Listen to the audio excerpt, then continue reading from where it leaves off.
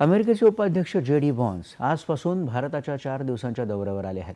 नवी दिल्ली विमानतळावर उतरल्यानंतर केंद्रीय मंत्री अश्विनी वैष्णव यांनी त्यांचं स्वागत केलं. विमानतळावर व्हान्स यांना मानवंदना देण्यात आली.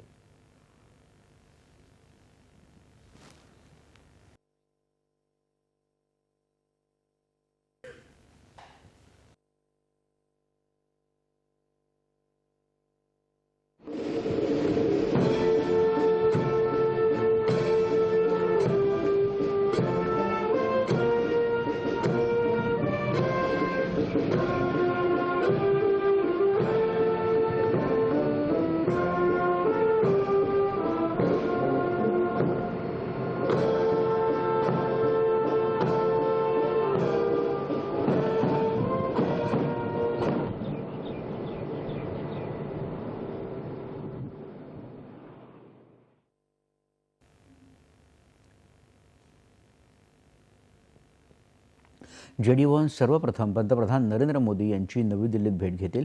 त्यानंतर ते जयपूर या गुलाबी शहराला भेट देणार आहेत.